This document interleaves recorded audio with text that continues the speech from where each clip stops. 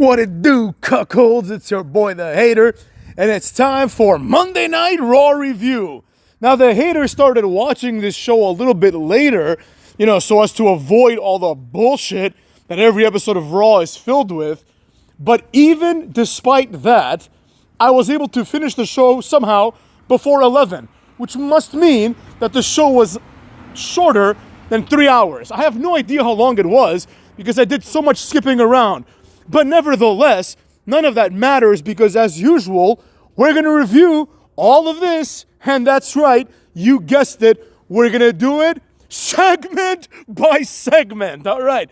So, first up, the show starts, CM Punk comes out, and he's pissed. In my personal opinion, this promo that CM Punk cut was very, very good. That's right, I said it. Now I can hear all the neckbeards, like steaming in their video gamer chair, thinking like, man, The Hater hates CM Punk. Why is he saying good things about him? He's breaking his gimmick. I don't like that. Shut it. You know what I'm saying? Shut your mouth. You know what I'm saying? The Hater likes what The Hater likes, and The Hater likes something if it's good. This was good. I would go as far as to say this was one of the best, if not the best, CM Punk promo ever. This promo, even though it was short and to the point, did a few things correctly. Number one, it showed that CM Punk has fire, right? A lot of times, CM Punk promos don't have fire. It's just him basically explaining what happened and being pretentious and like arrogant, in that very annoying CM Punk way. But in this one, he was pissed. He calls The Rock and Cena later on bald, frauds. That's what it was. Bald frauds, right? But then he turns his attention to Seth Rollins. Now, the Seth Rollins match, we find out later tonight, is going to happen, I think it's next week, in Madison Square Garden. So that leaves them both free for WrestleMania. I mean, let's be real. None of these guys should even be at WrestleMania. They shouldn't be fighting each other at WrestleMania. We've already seen this match. We're going to see it again. Who cares, right? That opens up the door for Logan Paul versus CM Punk. You know what I mean? But we'll see where that goes. Seth Rollins comes out, and they start fighting. It was a pretty, old schoolish type of brawl. So I enjoyed this segment for what it was, you know what I mean? It made me excited, for a moment only, might I add, but it made me excited for CM Punk and Seth Rollins, that two people that I haven't been excited about in 12, 15 years, who knows, right? But anyways, that happened, and then CM Punk also, it should be noted, in this promo, which was otherwise great, he said a bunch of consistencies. First of all, he said he never gives up. Mickey Gall, UFC, you tapped out, kid. You know what I mean? Number one. Number two, he also says a bunch of other nonsense. He's like, The Rock has a fake belt. I never would call myself the people's champion. You literally called yourself the voice of the voiceless. But the worst transgression here was the implication that CM Punk knew all along that Cena was a bad guy. Yesterday, they were hugging in the middle of the ring and shaking hands. So CM Punk was fooled, quote unquote, like the rest of us. But he's pissed off at all three. He's coming out after all three. He somehow said he wants to main event WrestleMania still, but obviously that's not happening at this juncture. But nevertheless, it was good to see CM Punk cut a fiery promo. I would have hoped that somebody else in this company would cut similarly fiery promos.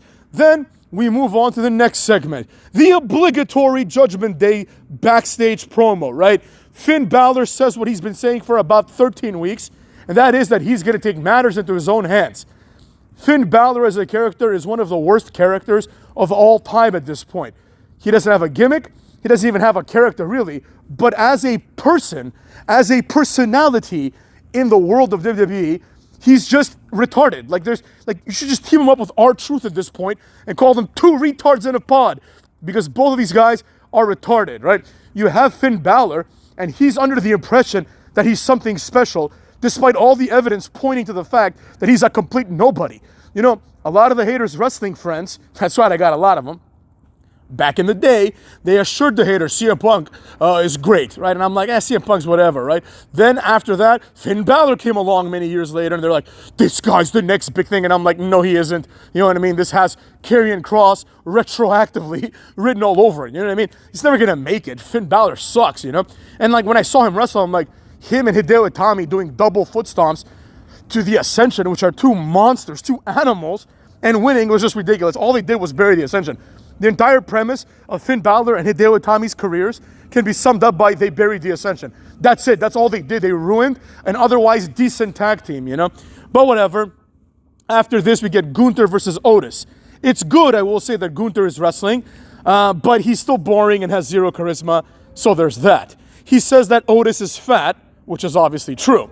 This match is not the squash match that I would have wanted it to be, though, and Otis is massively over because Otis is charismatic. Gunther does a low-skill powerbomb to finish the match, but I will give credit where credit's due.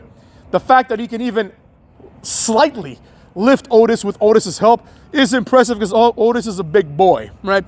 Batista did the powerbomb, and it always looked like that, you know what I mean? It was really weird. Batista was this big, strong guy, but he could never really lift the person correctly for the powerbomb. It's like he wasn't strong enough, you know what I mean? It's very odd. And I like Batista, so there you have it. After the match, Gunther starts beating up on Otis. Tozawa comes to save the day. Gunther whoops his ass. Then Jey Uso comes to save the day. A-Town Down Under come to attack Jey Uso, and then he embarrasses them completely. After this, Gunther puts the sleeper on Jey Uso, and that's the end of this segment. Now, I will say this. There was one recurring segment throughout the night.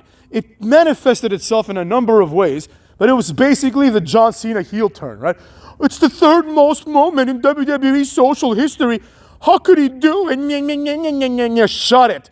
They showed a bunch of kids like at home watching. For some reason, they're being filmed while they're watching wrestling, which is fucking weird, right?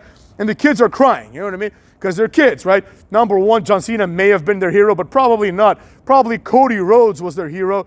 And now, you know, The Rock and John Cena pretty much like ended that heroism, right? Now, here's the thing, right? What they didn't show was the opposite. They showed some, facsimiles of it, but they didn't show the neckbeard demographic popping massively at Cena's heel turn. They don't want to acknowledge that part, right? The hater will tell a quick anecdote that he's told in the past. The hater was at No Mercy back in the day, right? One of the matches was, I think it was John Cena versus, I want to say Kurt Angle, but this doesn't seem right. But it was John Cena versus, I think maybe it was Kurt Angle. I don't know. Anyways, John Cena was in a match, and he had just debuted the word life. This is basic thugonomics, theme song, which is like when he started to get over, right? The hater was already on top of this shit. I love John Cena. As soon as he started rapping, I'm like, this kid has it, right? First of all, the character was amazing because John Cena was like, let's face it, he was an undercard nobody, right? But even though he was a heel and he had like the gimmick of a corny white rapper, he had like incredible levels of confidence, right? I mean, I remember like the first match where he really, established himself. I'll never forget it. It was him versus Rikishi, and he just picks up Rikishi for the AA. Back then it was called the FU. And the whole point was he picks him up like easily, because Cena's a fucking bull, He picks him up easily, and then Michael Cole is like, is he going for the F5? And then John Cena does the FU, and Mike Cole's like, there it is, the F5, because Michael Cole's been doing this for like 20 years, right? Miscalling moves. But the whole point was John Cena was like, mine's the FU because, FU Brock Lesnar was the whole point, right? And John Cena was an undercard guy going after the top dog. This would be the equivalent of Taka Michinoku going after The Undertaker, except if Taka Michinoku looked like John Cena. John Cena was massively over. And a lot of the neckbeards didn't like this eventually, right? Because he turned into the hero of the children. So the neckbeards, and this is what it is. A lot of the people, not everyone, I understand some of us are big-time wrestling fans, and we love to see a good heel turn in quotes, right? But the reality is a lot of the neckbeards, they really are these edgelords that think they're the dark side. Oh, Cena came over to our side. So they marked out because Cena finally listened to the mature demographic. The mature demographic who jacks off to anime porn and watches My Little Pony. That's how mature these people are. They've never left a basement. But anyways, the kids are upset, the neckbeards rejoice. And this brings me to a point that I wanted to make. The hater, right, is often mischaracterized as a smark or an anti-smark or even a mark. The hater is absolutely none of those things.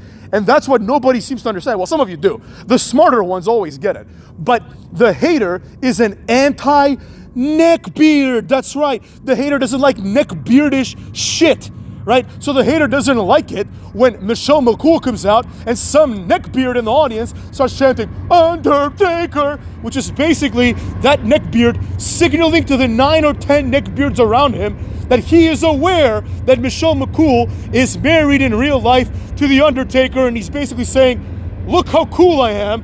I know something because I Wikipedia'd it, right? The hater knows this, but he would never cheer for The Undertaker during Michelle McCool match because the point of wrestling isn't to let people know how great of a wrestling fan you are. That's why the hater takes the approach that he does. So that's one reason why the haters' distaste for the way that the heel turn was carried out wasn't good. I've been perfectly consistent even though it's been a couple of days only. But the reality is I have no problem with John Cena turning heel, number one. I want John Cena to main event WrestleMania. That's what I want. That's been my dream for this year's WrestleMania. You know what I mean? That's not my issue. I love John Cena. I hope he beats Cody Rhodes. I just don't think it's going to happen now because the story has clearly laid itself out the way it's supposed to. It would make no sense for this to happen and Cena to win. 0 sense. But we are in the retarded era, so anything's possible, right? But the hater wanted to point out that this segment kept being mentioned again and again and again.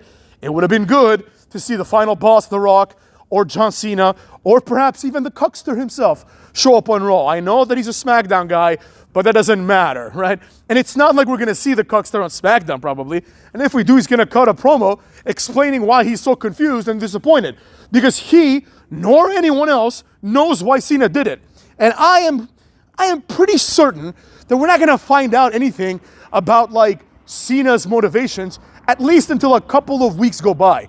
Keeping in mind, of course, that in 6 weeks, the match happens. So it's like, you need to move the ball, you know? Every episode counts. You only have like now 11 episodes of TV until WrestleMania.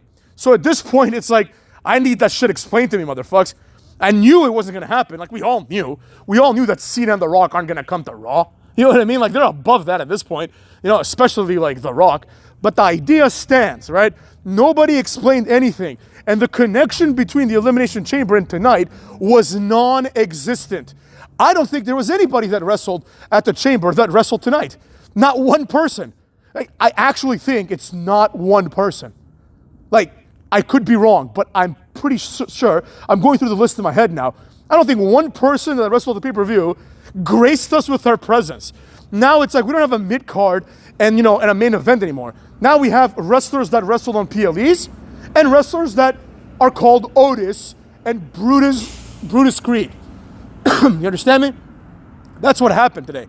Absolutely nothing that happened on Elimination Chamber was addressed in the slightest in any kind of match or even any kind of promo aside from CM Punk cutting a promo on Seth Rollins, and that's going to be addressed next week. So this was a complete throwaway episode of Raw, even though there were things here that I did enjoy, like the aforementioned CM Punk promo.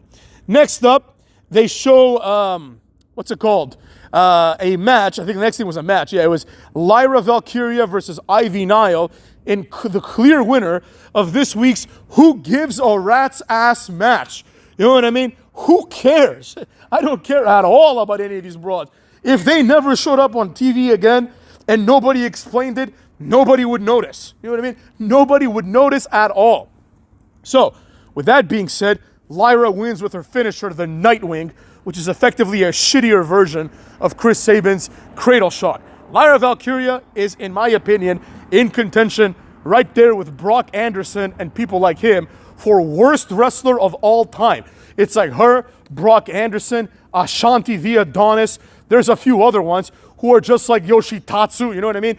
People that bring absolutely nothing to the table. Gunther, I'd put him up there as well, honorable mention, you know? But that's what we have now. Ivy Nile, at least she's interesting looking, you know? She's supposed to be this like Xena the Warrior Princess type, and then she gets beaten by a girl who thinks she's a Valkyrie. I mean, this is like this is borderline like retarded, you know? But anyways, that happened. Then Adam Pearce escorts Seth Rollins out of the arena and says the match is happening next week. Get out of my sight. Then we see a Ludwig Kaiser promo, which reminds me once again that Ludwig Kaiser is still employed. He cuts a promo about how he is inevitable or whatever. Ludwig Kaiser type shit. You know what I'm saying? Ludwig Kaiser cuts a Ludwig Kaiser promo. This guy is not bad at promos, but he just sucks at everything else. And quite frankly, he doesn't really suck at everything else either, right? Because he's got a decent look. He's got an incredible physique. You know, he's got some charisma. He's European, so, you know, we like that, I guess, right? But the fact of the matter is that Ludwig Kaiser is just a jobber, you know? And this is proven once Penta comes out and starts thoroughly whooping his ass. That's the end of that segment. It may as well not have happened. Then we go to a Bianca Belair interview. Bianca Belair is smiling like a moron, right? She's just smiling as she's waiting to be interviewed. I understand that she's the number one contender, but there's bigger fish to fry. You know, like she was at the center of the Jade Cargill-Naomi situation. And now she's just on Raw, where she has no business being because she's a SmackDown superstar. But she's there to watch Rhea Ripley. She has a vested interest in the outcome of one of the matches tonight. But nevertheless, the focus shouldn't be on that. It should rightfully be on the Naomi Jade Cargill situation, since Bianca Belair is the only one there, and she's the only one that can present perhaps an unbiased situation. When this circle jerk started, I assumed, like many others, that this story would be about Bianca Belair, and maybe it still will be. Who the hell knows, right? It don't matter to me. But the reality is what the reality is. That Bianca Belair is not important anymore in that storyline, which brings the question of, then why the hell do I care? I know Jade Cargill's gonna beat Naomi. Everybody beats Naomi. But anyways, Bianca Belair gets serious once the interviewer asks the question, and then she just shows why she should never be allowed to speak on a microphone ever again. Bianca has basically zero mic skills. You know, I don't understand this weird obsession people have with taking wrestlers that suck at one thing and trying to get them over at that one thing. Just accept it. Bianca Belair is not good on the mic. I don't know why every SmackDown, Andrade has to be backstage, pull on his jacket, and butcher the English language right in front of us. Every single week, this cocksucker has like one line and botches it completely. Just stick to your horse shit, right? Bianca Belair is an athletic girl, but nobody cares about women's wrestling. Bianca Belair is also an attractive girl, but nowadays, the neckbeards, the same ones that, Cena turned heel, the same one that, Brian Panties matches were boring. Whatever, bro, that's part of wrestling heritage. You know, now the hater's not saying put Bianca Belair in a Brian Panties match, you know, although that would probably get more views than her versus like Io Shirai at WrestleMania, but more on that later. After this, we show a serious but somewhat like inherently goofy cinematic sequence of Chad Gable in like Mexico or something, right?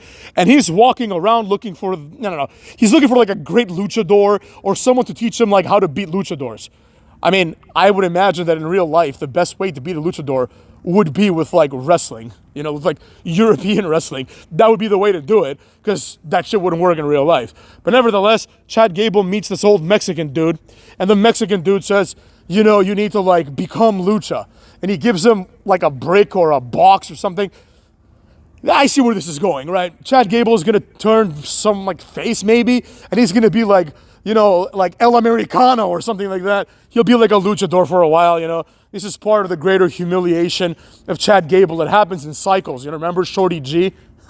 Anyways, that's neither here and that's neither there. So let's move on to the next segment. The next segment is American Made, who have never won a match, versus War Raiders, who for some reason are the tag team champions. The War Raiders win. Nobody could possibly give a shit about this match. The tag team titles and the tag team division on both shows is basically dead. If you look back at last WrestleMania, we had the Judgment Day, Balor and Priest, as like, I think they won the title. I don't remember exactly what happened, but they were like the undisputed tag team champions, I think, and then they lost, and that kind of established the two tag divisions that we had. And very quickly, everyone realized that there's a reason why the titles were unified. It's because there's no good tag teams. But the tag teams that came out of that were Miz and R-Truth, which is obviously fun, and A-Town Down Under. They got the titles for their respective shows. Nobody gave a flying fuck. The only thing remotely interesting in the tag team division is the existence of the Street Profits in their like, we're serious angle. But that's going to lead to nothing. At best, it's going to lead to them winning the tag team titles, which nobody cares about, as I've just established. So as a result, this match is completely irrelevant. Then Finn Balor cuts a promo on Breakker. And now I have to harken back to what I said earlier about Finn Balor, right? Finn Balor essentially is starting an Intercontinental title feud with Braun Breaker. And, you know, there's the stirrings of a potential new Judgment Day member. I'm not sure where this is going to go. but that's honestly because I don't care. I'm sure if I put my brain into it, I could figure it out. But why would I, or why would anyone else be interested in this shit? One of the worst things to happen this year is the fact that Dominic Mysterio hasn't risen up the card, you know? When he was wrestling AJ Styles, like last week or the week before, by the way, where the fuck was AJ Styles? Anyways, they showed like their superstar ratings in the upcoming game, right? And basically, like AJ Styles is like an 84, I think, or like an 85, and Dominic was like really close. He was like an 82, you know? So he's like being valued in terms of WWE because they're putting him really close to AJ Styles, even though in the match he has no chance against AJ Styles. You know, the idea is that Dominic was supposed to be like a bigger deal than he is now. But nevertheless, basically, Finn Balor is completely out of touch with reality.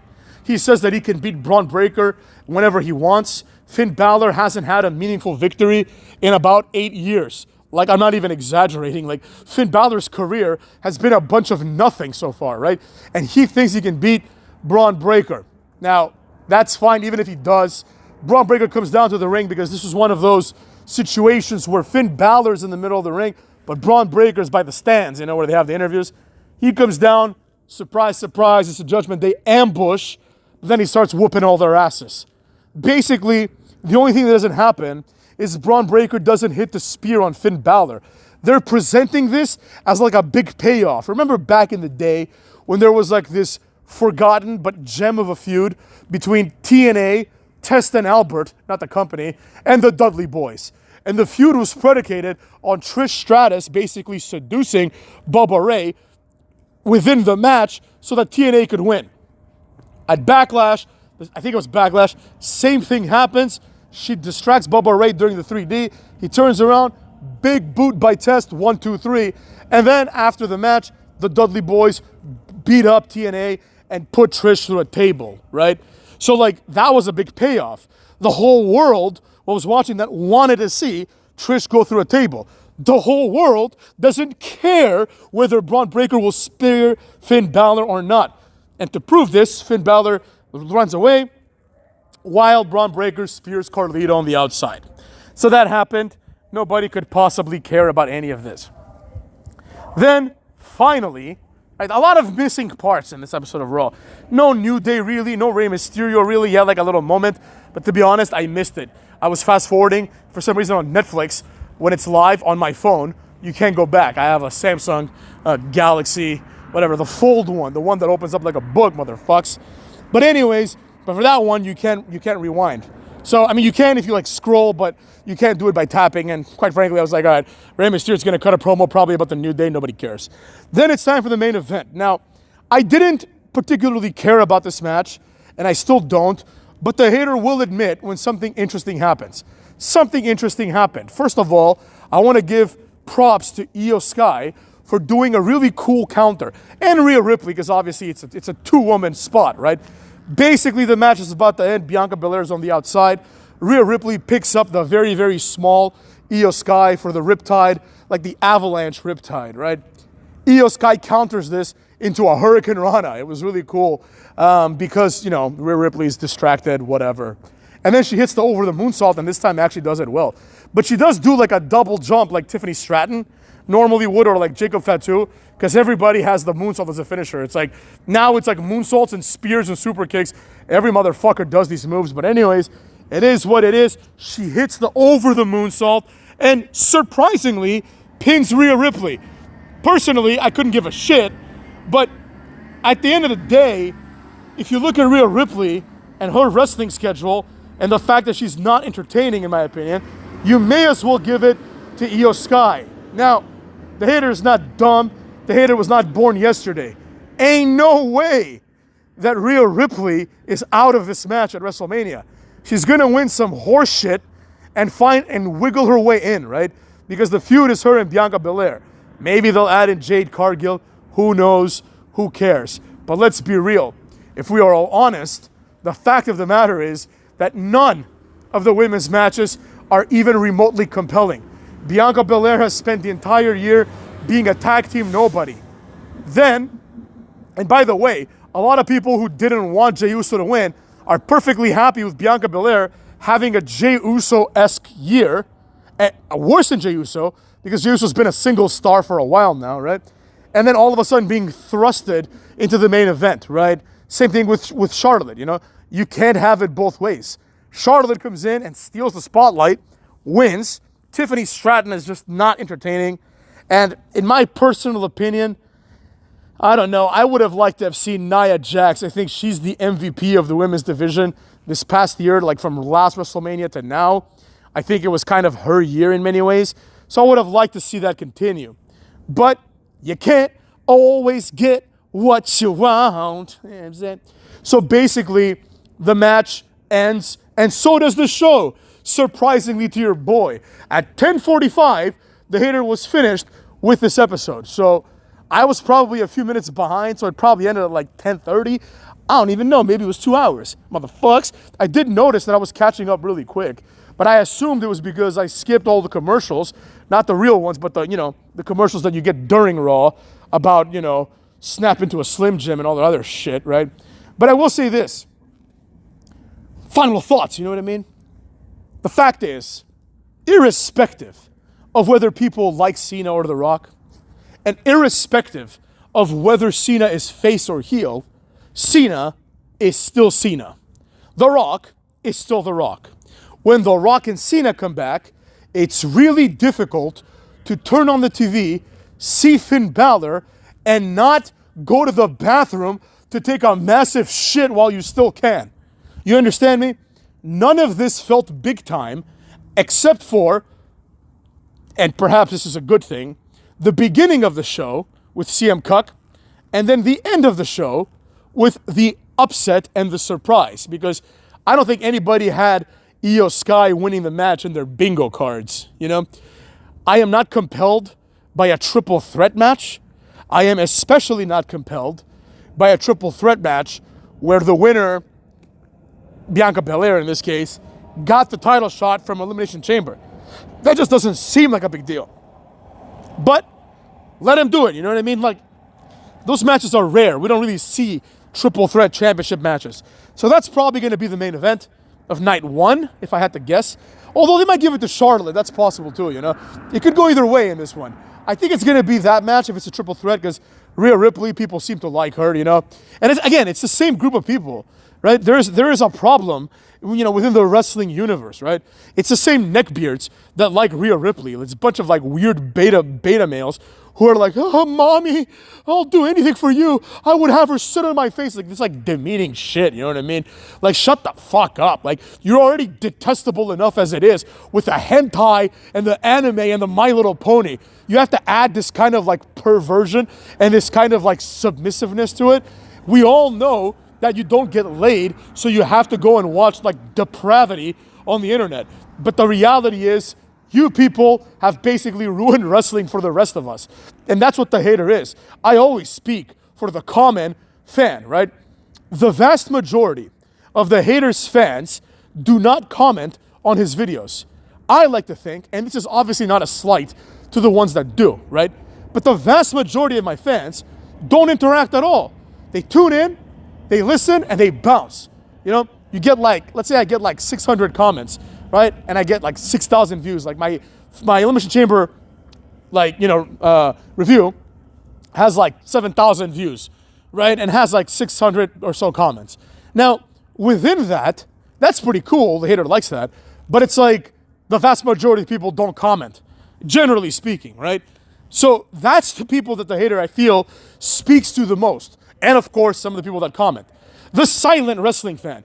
The wrestling fan that's just there, and they're like, let's check this out. Let's watch WrestleMania. Let's watch Raw once in a while, maybe, right? That's who I speak to. I don't speak to the people that are like, it's cinema. It's cinema. I thought that we were going to get Homelander Cody, but we got Peacemaker Cena with Black Adam in there. Shut the fuck up. Wrestling's already nerdified enough as it is from you degenerates, from you fucking geeks, 37-year-olds, the Hater's age, watching cartoons, watching superhero movies, and then comparing that shit to wrestling, which at one point was cool. Then these people have never heard the word fuck. These are the kind of people that like go around and they like keep their head down and they like don't, they don't like bother anybody in the real world because they're weaklings, you know what I mean? So like when they hear the word fuck, they're like, oh man, that was so cool, because like they don't speak like that in real life. Like the hater speaks like this with his friends, you know what I mean?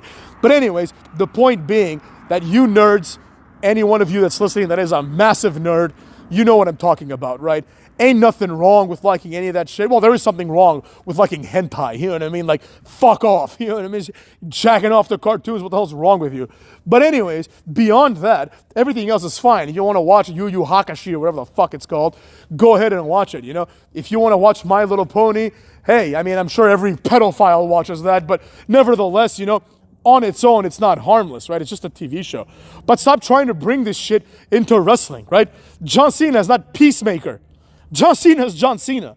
You heard? So with that in mind, these people are pretty much hijacking the narrative because they are the silent, or sorry, the vocal minority, right? The silent majority just doesn't give enough of a shit. The vocal minority is now even more vocal because it is what it is. Now, with respect to John Cena's heel turn and the moment going viral, well, of course it's going to go viral. The haters sent it to like 7 of his friends that are lapsed wrestling fans. You know? Of course it's going to go viral. Oh my God, check this out, motherfucker. Cena turned heel. They're like, oh shit, did he really? That's it. They sound like they're going to like watch that. And then tomorrow they're going to go watch Raw. Not one of them that I sent it to is going to watch Raw. Or watch even WrestleMania at this point, right? They're just like, oh, this is interesting, right? It would be the equivalent if The Rock started taking a shit in the middle of the ring and you'd be like, oh, that's interesting. Let's send it to everybody. Like, oh my God, The Rock taking a shit in the ring is the most viral moment. Yeah, because he took a shit in the ring. And John Cena's heel turn, the way it was executed, not the heel turn itself, the way it was executed is the functional equivalent of taking a massive, steaming deuce in the middle of the ring, right on the Prime logo, motherfucks. And with that being said, I really enjoyed this video. I consider this to be now my new favorite video of mine, my new magnum opus, you know what I mean? So that being said, take care of yourselves, and then go fuck your mothers.